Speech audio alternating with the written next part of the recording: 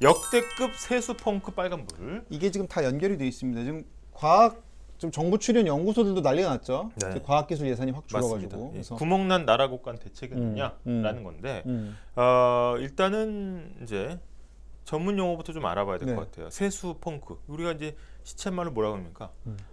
빵꾸가 났다. 그래요. 빵꾸 아니고 빵꾸. 그러니까 우리가 세금을 걷어들이는 걸 세입이라고 하잖아. 그렇죠. 요거라 세금 내야지. 음. 얼굴 잘생겼으니까 미남세 좀 낼래? 어쩔 수 없고 이렇게 되는 건데. 미남세 내야지. 네. 딱 냈지. 네. 그럼 여기 이제 세입이야. 세입. 세입을 가지고 이제 좋은 일에 써야 될 거 아니야. 좋은 일에 써야지. 우리 착한 데 국민들, 쓰겠습니다. 우리 국민들 피부 관리하시도록 정부에서 스킨 로션 제공합니다. 이런 거다 세출이야. 세출입니다. 원래는 세입 세출이 균형이 맞는 게 좋은 거잖아요. 아 그게 뭐 여러 가지 논란이 있습니다만 맞는 건 이제 균형 재정이라고 그걸 균형 재정이라고 합니다. 근데 이거는 뭐 저희가 이제 경제학적인 개념도 이따가 좀 설명을 좀 쉽게 드리겠지만 네. 사실 사람이 어떻게 또 세입 세출을 다 맞추고 그렇죠. 사나? 그렇죠. 월급 들어올 때 뭐 좀 지름신이 와서 월급 300만 원인데 카드 그렇죠. 300만 원 쓸 수도 있잖아. 뭐 급할 땐 할부 땡겨있지. 그렇죠. 그렇기 때문에 이 균형 재정에 대해서도 논란은 많아요. 왜?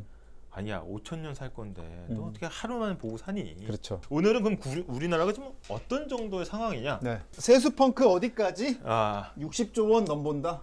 사실 감이 좀 없을 수 있어. 그러니까 이게 빵꾸가 60조가 났다는 거죠? 빵꾸가 60조가 났다는 게 얼마나 빵꾸가 난 거야? 10분의 1 빵꾸가 난 거예요, 사실은. 10분의 1? 네. 그냥 우리가 한 600조, 650조 씁니다. 근데 거기에 60조가 빵꾸가 난 거야. 미남세 걷어갔잖아. 미남세. 그치. 국세 수입이 원래는 1월에서 7월까지 누게. 그러니까 1월부터 착실 걷어. 아, 그러니까 1월부터 7월까지 미남들한테 쭉 걷어. 쭉 걷어. 어쩔 수 없잖아. 내야지. 근데 7월까지 걷은 걸 보면 2020년에는 지금까지 7월 말일까지 얼마 걷었냐? 딱 봤더니 261조를 걷었어. 올해도 같은 시기면 얼마 걷어야 돼? 260은 나와야지. 그래야 전문 용어 똔똔이죠. 전문 용어 똔똔. 똔똔인데 지금 얼마 걷었어? 마이너스 43이네. 마이너스 43. 이게 빵꾸란 얘기네. 이미 빵꾸가 43조가 난 거예요. 나라는 손해를 안 봅니다. 그렇죠. 국가는 손해를 안 봐. 왜? 국가 통장에서 요만큼 메꾸면 뭐야? 그 통장은 누가 메꿔줘?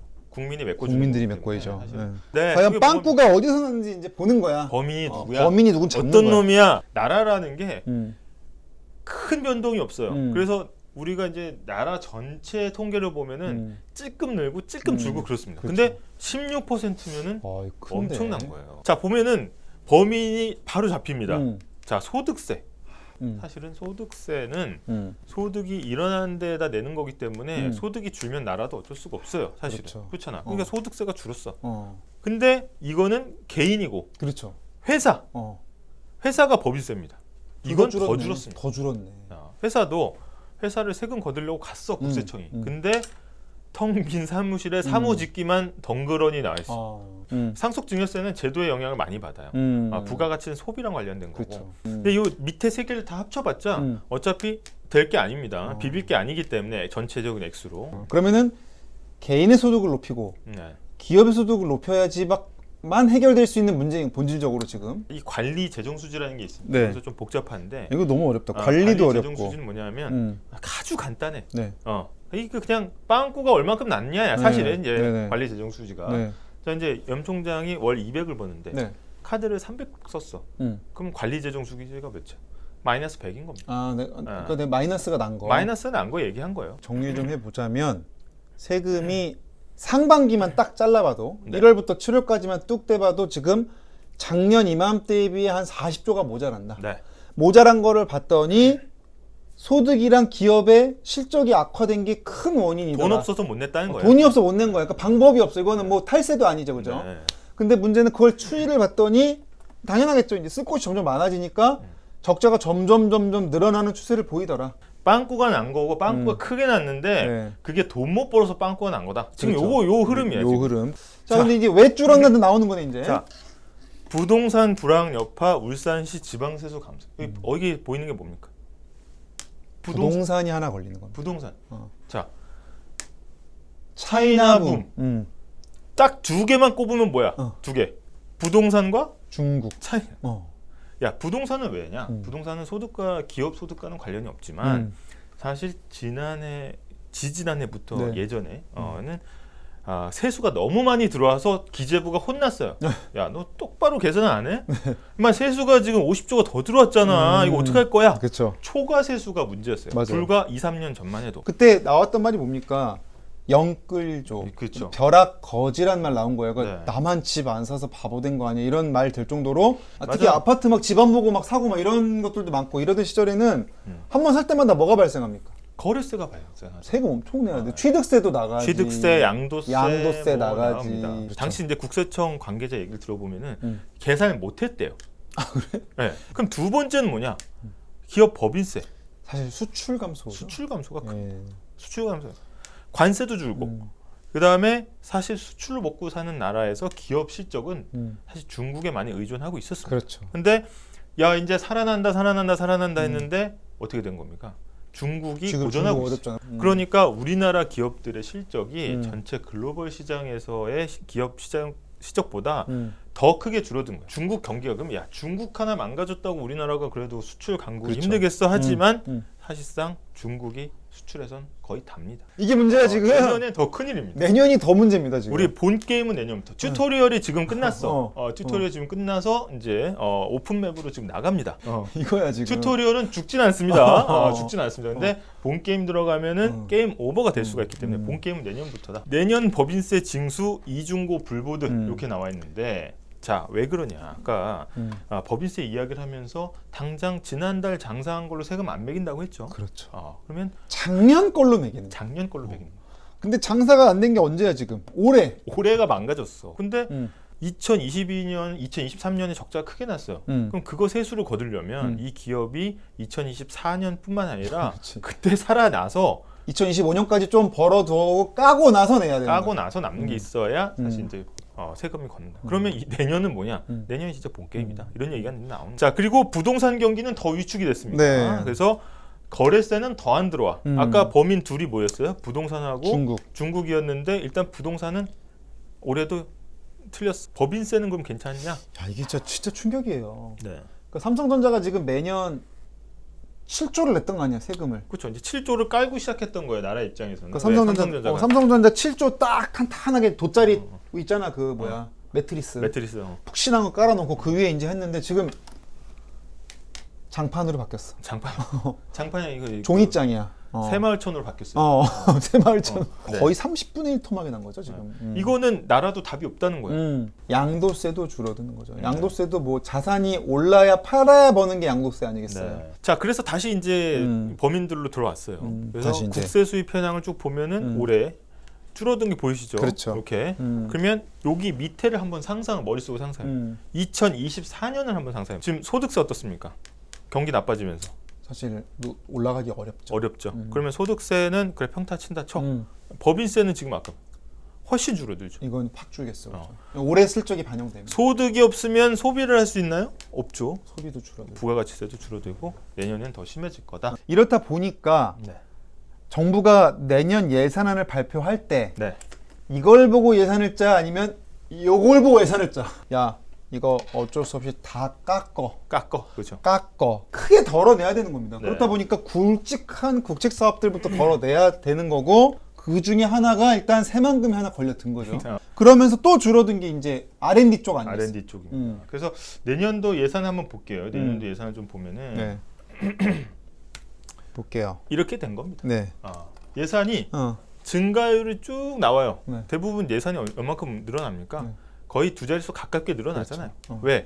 사실은 이게 우리나라가 9.5% 성장한다는 얘기는 아니에요. 경제 규모도 커지고 경제 규모도 커지고 물가도 오르니까 물가도 오르고 옛날에 100원 주고 사던 거 지금은 100원 주고 못 사니까 예산도 마찬가지잖아요. 돈가치 떨어지니까 그만큼 올린 건데 이게 뚝 떨어지면서 3% 예상이 나왔지만 2.8%로 나왔습니다. 이건 사실상 마이너스라고 봐야죠. 그래서 2024년도 본 게임 예산안을 한번 보겠습니다. 본 게임 나와 주세요. 자, 튜토리얼 빼고 본 게임 보면은 일단 보건복지는 늘렸습니다. 네. 이건 늘렸어. 요거는 사실은 인구 절벽이 심각한 상황이라서 예.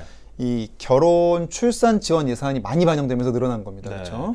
근데 줄어든 거 좀 볼게요. 뭐 일반 행정은 뭐 이거는 아까 땀 몇 방울 뗀 거예요. 그렇죠. 이건 땀 닦은 거야. 땀 닦은 거야. 근데 교육이 크게 줄었어.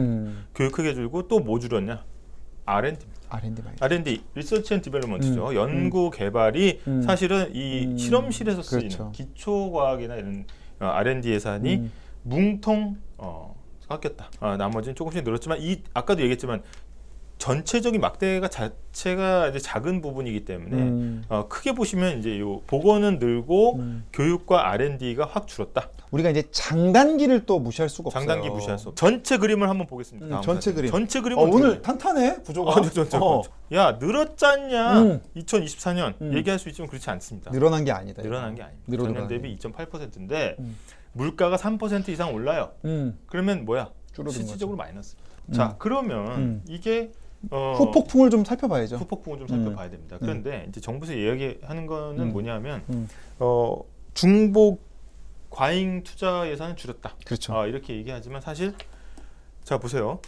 16.6% 줄였단 말이죠. 많이 줄었어요. 근데 여기서 만약에 중복 예산 한 5% 줄였다고 하면 곡소리는 나겠지만 사실은 사업 자체가 위기는 아닐 거예요. 맞아. 근데 16%를 줄였다는 거는 아예 없어지는 사업도 많다는 거예요. 퍼스트 라스님이 R&D는 애초에 파이가 작아서 줄어도 재정에 큰 도움이 안 될 텐데 왜 줄였을까요? 라고 하셨는데 이거는 제 이제 개인 사견임을 전제로 일단 교육이나 일단 국방이나 돈을 지금 막 쓰는 데죠. 그렇죠. 쓰는 데인데 R&D는 사실상 장기 평가를 해야 되는 상황입니다. 맞아요. 이거는 당장 내년 총선 전까지 성과가 나오지 않을 가능성이 커요. 사실은 또 의외로 시류에 또 민감합니다. 네.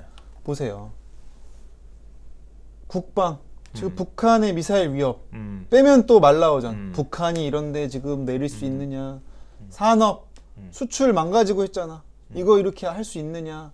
SOC 우리 지역의 개발 계획을 백지화하는 게 말이 좀 새만금 하니까 뭐 난리가 났잖아. 맞아요. 전국에서. 그다음에 농림수산식품 이거 수산 오염수 나오는데 지원 안 해줄 거냐. 안전 맞습니다. 이상동기 범죄 막 칼부림 나오고 안 할 거냐. 어느 하나 사실은 마땅히 빼기가 애매하죠. 재정준칙 얘기를 좀 해보려는데 이게 사실은 정부도 예산을 줄이는 거에 대해서 네. 여러 가지 이제 재정 건전성, 긴축 이런 거를 뭐 나쁘다고 보기는 어려워요. 정부 쪽의 어떤 입장을 조금 저희가 얘기를 해보면 네. 이 정부에서 이번에 나눈 게 이제 재정 준칙입니다. 네. 이 재정 준칙이 뭔지 좀 설명을 드리면 네. 사실은 이제 재정 준칙이 뭐 복잡하게 써 있는데 그런 겁니다. 재정을 법칙에 맞게 쓴다는 거예요. 지금 용돈 쓸 때 형수님 허락받고 쓰잖아요. 아니야, 난 그냥 맘대로 써? 아니야, 나 그렇지 않아. 준칙이 있는 거 아니야? 사실 재정 준칙을 들고 나온 배경은 뭐냐면 이제 전 정부, 그러니까 문재인 정부의 어떤 재정 지출에 대한 비판적 입장을 유지하면서 네. 마음대로 나라 돈 막 쓰면 나라 어려워집니다. 기준을 세워서 씁시다. 우리 정부는 그렇게 하겠습니다. 라면서 이제 이걸 들고 나온 거죠. 자, 공자기금을 활용해서 빚 더 안 내고 세수 부족 해결하겠다. 공자기금이 뭡니까? 일단? 자, 공자기금은 공공기금 관리입니다. 그런데 그 기금에 운용을 하다 보면 돈이 남는 데가 있고 빠진 데가 아니 있어요. 우리도 왜 무슨 저희 동문회 같은 거 하면 네. 기금 마련해 놓잖아요. 네. 경조사 때 화환 보내기 위해서 매달 뭐 5,000원씩 적립한다든가. 네. 갯돈을 모아놨는데 우리 염씨가 갑자기 한 번만 태워달래. 급전이 필요한 급전이 필요하대. 그러면은 갯돈을 일정 부분 밀어줘서 어려움 해결하게 하는 게 사실 공공자금 관리 기금의 원래 그렇죠. 목적이에요. 근데 이거를 세수 펑크에 쓴다는 거야. 지금 왜 이걸 쓰느냐? 바로 빚을 안 내기 위해서라는 그렇죠. 게 이제 정부의 얘기입니다. 국채 발행을 안 하겠다는 거예요. 자, 우리 염총장 마이너스 통장 많은 거 나도 알아. 그렇죠. 마이너스 통장에서 돈 이체해서 쓰는 거랑 새로 대출 자서하고 일으키는 거 뭐가 편해? 마통이 편하지. 마통이 편하지. 근데 이자율은 어디가 높아? 마통이 높죠. 마통이 높죠. 공짜가 아닙니다. 여기에 또 이자를 내기 위해서 기재부 예산이 이번에 20% 이상 늘었습니다. 기금은 예산하고 달라요. 국회에 허가 없이 그렇죠. 20% 총액의 20% 정도는 정부가 재량껏 쓸 수가 있습니다. 그렇죠. 사실은 손쉬운 선택을 했다라는 비판이 여기서 나오는 거예요. 그렇죠. 가슴에 손을 얹고 가슴에 손을 얹고 다 해결된 거니 했을 그렇죠. 때 자신 있게 대답할 수 없다. 정리된 리포트 하나, 정리 리포트로 이제 요걸 듣고 보면은 쫙 이해가 되실 겁니다. 네. 반도체 호황이던 지난해 상반기 SK 하이닉스는 1조 8천억 원이 넘는 법인세를 냈습니다. 올해는 사정이 다릅니다. 상반기에만 4조 원 넘는 영업 손실을 내며 법인세 납부를 못했습니다. 지난해 상반기 4조 원이 넘었던 삼성전자의 법인세 납부액 역시 올해 상반기 1,280억 원으로 97% 급감했습니다. 자산시장의 침체로 인한 관련 세금 그리고 또 반도체 경기 급락 네. 등으로 인해서 기업의 이익이 많이 줄어들므로써 나타난 현상이다. 그동안 쌓인 부채가 워낙 크기 때문에 네. 그래서 이대로 방치하고 그냥 쉽게 지출 쪽을 늘려서는 국가 재정이 지속 가능하지 않겠다. 따라서 이미 편성한 예산을 쓰지 않는 불용 방식과 지난해 예산의 잉여금으로 절반 정도를 확보할 전망입니다. 나머지 절반인 20조 원 정도는 각종 기금을 모두 합친 공공자금 관리기금, 이른바 공자기금에서 끌어올 것으로 보이는데 환율을 관리할 때 쓰는 외국환 평형기금을 활용하는 방식이 유력합니다. 다만 예산 편성권을 독점하고 있는 기재부가 국세 수입 규모의 예측에 실패해 대규모 예산 결손이 초래됐고 그 결과 별도 사용 목적이 있는 기금을 일반 예산으로 끌어왔다는 점에 대해 책임론도 제기되고 있습니다. 기재부의 속내는 이런 거야. 그래, 그러면 내가 추가 경정 예산 내가 국회에서 받아가지고 더 집행하면 이게 사실 전공법인데. 그렇죠. 그렇죠. 그래서 예산안을 가지고 추가 경정 예산안을 가지고 국회에 가면 거기에 다수로 포진되어 있는 의원들이 어느 당입니까? 민주당 의원들. 민주당 의원들이죠. 민주당 의원들은 지금 자기 지역 예산이나 민주당 쪽의 예산을 하기 위해서 그렇죠. 지금 36조 원 이상의 추경을 딱 가지고 기다리고 있단 말이에요. 그렇죠. 국회에 던져놓으면 이게 우당탕탕탕탕 하면서 결국은 주도권을 뺏길 거라는 포비아가 있는 거죠. 그래서 오늘 사실 양념익히의 가장 큰 이제 교훈은 저희가 하고 싶은 얘기는 뭐냐? 세수 펑크는 나라가 손해 보고 끝나는 게 아니에요. 그렇죠. 결국은 메워야 되는 거야. 그러면 이게 어디로 가겠어요? 결국은 세금 인상. 오겠죠. 우리 세금을 올리는 방향으로 밖에 갈 수가 없어요. 아까 얘기했던 종점은 그렇죠. 결국 세금 인상입니다. 그러면 내년도에 세금 인상이 시점이 몇 월 이후겠어요? 당연히 총선이 있는 네. 4월 이후가 될 수밖에 없다. 4월 이후에는 네. 더 어려운 상황이 지속될 수가 그리고 있다라는 거. 4월 이후에 출범할 새 국회와 음. 함께 세법 개정안을 논의하게 될 수밖에 없다. 네.